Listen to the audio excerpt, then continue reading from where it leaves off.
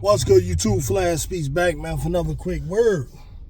The issue with Jalen Carter that had taken place where they obviously he had gotten a penalty in the game for smacking the hell out of some dude on the Pittsburgh Steelers in the helmet, right? And what we saw on camera was Nick Sirianni looking like he was really heated, trying to get to Jalen Carter to say something, and then you had the defensive line coach that got in the way.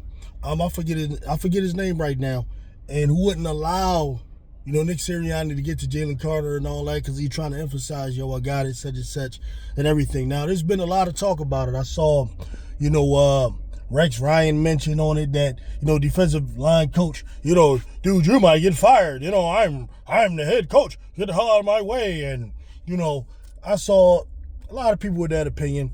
And then there was others like Howie Long's son,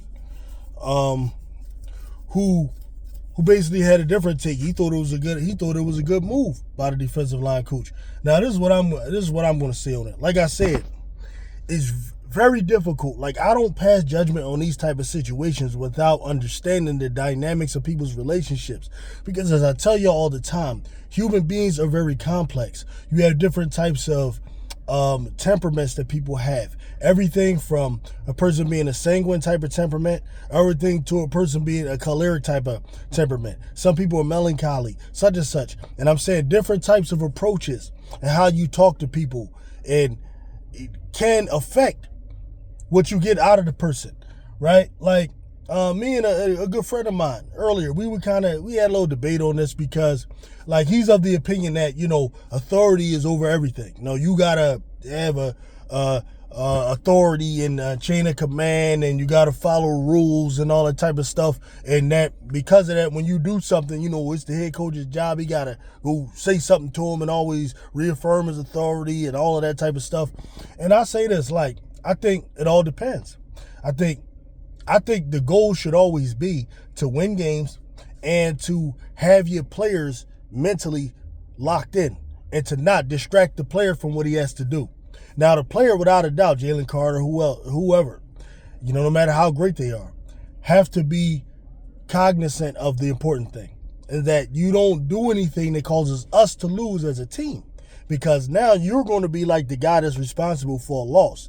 Right? He does have to be locked in on that. Now, how far do you have to go to keep the guy focused on that type of thing becomes the question. Is it necessary, right? Is it enough to just pull him to the side, just mention something? Does the person need to be yelled at? Some guys might need to be yelled at because this could be the 5th, 6th, 7th time they did that. And what does the yelling do? Does it cause him to check out? And now he's no longer even angry at the guy on the Steelers or whoever he was angry at. Now he's angry at you, the coach. Because we saw this earlier with Jalen Carter earlier back with the Saints. When Jalen Carter was good, he was just losing his mind against the Saints in his last year against the 49ers. Me personally, I like the type of dude Jalen Carter is. Personally, I do. And it comes from, like, I remember playing, in Pee Wee football, the first position they put me in because I came later. They didn't know what I could do on offense. I remember playing defensive line. And listen, defensive line is not for the faint of heart. It is not for the weak of mind. It is not for individuals who aren't physical, who ain't trying to get physical here. Like, all types of stuff happens in the trenches. Dudes cheat. Dudes hold. Dudes take cheap shots.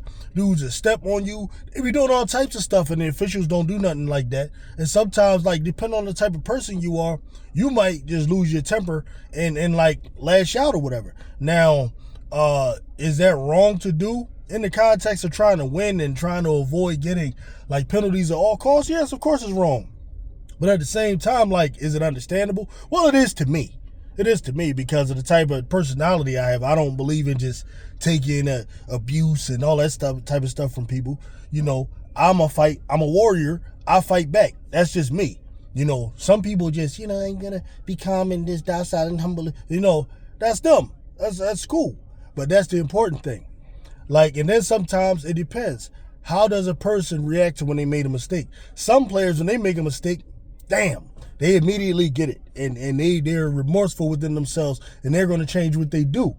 Sometimes the pressure from the team is enough.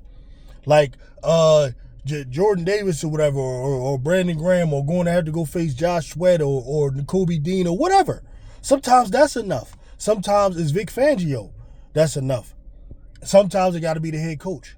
But maybe, just maybe, in the way the Eagles are structurally set up, the head coach ain't really the guy that's dealing with that. Of course, technically he's the CEO seeing over everything. But let's look at Nick Sirianni, for example. Like, I don't understand this, like, one way of looking at it. Nick Sirianni is a guy who is known. Everybody said he can get hot. He can get hot-headed. Let's look at the history of Nick Sirianni. There's Nick Sirianni in 2022 in a game against the Dallas Cowboys, right? When we won the game. Nick Sirianni get into an argument with Cowboys players. I think it might have been Trayvon Diggs or some other player, something like that, where when the game was over, Nick said, "Best game, F you." He literally said that to the player, right? So he gets hyped and he gets into it, right? Nick Sirianni also, at times, we know, got into it with fans. You know what I mean? Forget officials. Well, officials is normal. We got into it with fans. A lot of stuff, right? There's times when Nick Sirianni going so crazy with the against the Chiefs fans, where Jalen Hurts got to tell him, "Coach, chill out," right? Right. These are the inner relationships between the players that they know that we don't necessarily know. The defensive lineman coach, he could have known that it's in the best interest of everybody that I handle it and not Nick. Maybe Nick will say something that's going to trigger Jalen Carter. And now for all of y'all that think all this authority bullshit, listen, sometimes people lose their temper and smack the shit out of people. Like, you ever heard of Latrell Sprewell when he choked the hell out of who was the coach with the PJ Carlesimo? Like, those things can happen. You know, those things can happen. And sometimes it's best to not deal with it, to not have that happen, to where now you got to think about suspending Jalen Carter because he went too far, or getting another coach because you need a coach that has what Jeffrey Lurie calls emotional intelligence, who's smart to know when and when not to do what and what not. Right? So for me, it's just way more complex than just some black and white. Well, you just got to follow authority and do what I say because I'm the head coach, little crap. Listen, there could very easily be another head coach in there, right? We had a dude who thought like that, and then with Chip Kelly, right? You do what I say because I said it because I'm the head coach and all this kind of stuff. We ended up getting rid of Deshaun Jackson, who wasn't with the program. We ended up getting rid of Shady McCoy, who wasn't with the program. We ended up getting rid of all types of guys who wasn't with the program because we had this bullshit term that we went around with called "In Chip We Trust." Like, how did that do us? Yeah, that set us back a little bit, didn't it? Right? So, right, I'm just saying, it's very important to understand, context, understand who the people are, knowing your personnel. And I think the way the Eagles is doing it is right, I remember Lawrence Taylor, like the greatest defensive player I ever saw. Like, I mean, there's difference, I guess, it's either him or Reggie White, but as far as from the linebacker position, Ray Lewis might be right there close, but as far as Lawrence Taylor's greatest defensive player, like, I ever saw.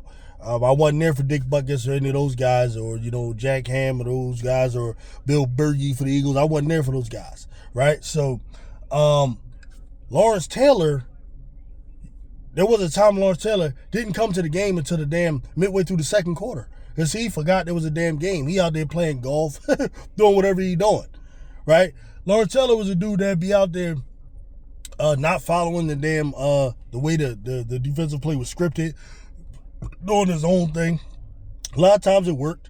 I imagine sometimes it didn't, whatever, Now, Bill Parcells could have just been an asshole and said, "Negro, I told you to do it this way. You do it that way because I'm the coach." Or, he could be like a dude that's real, understanding that when you got great players that are the anchors of your defense, and like to win, you need that guy.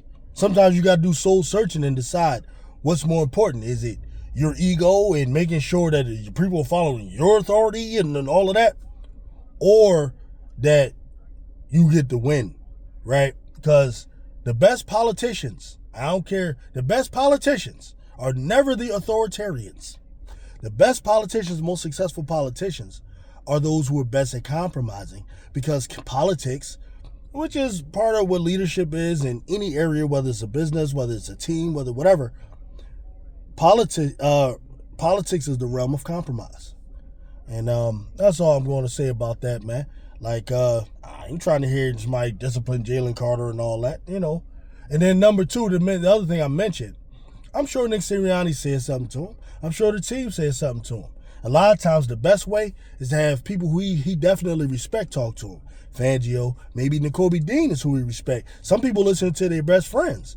Some people respond better out of like hearing something from someone that they love more than like you trying to put fear in somebody. Because some people you can't put fear in.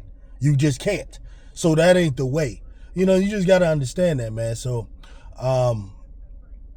like Vic Fangio said, he said, you know, they probably discussed it during the meeting.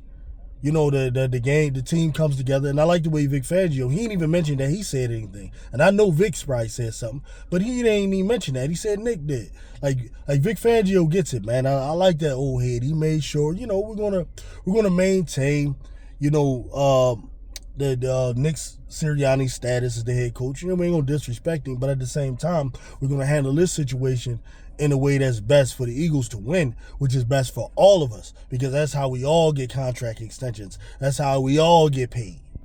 You know what I'm saying? So, just wanted to say that, man. Just give my little 2 cents on that. Peace out.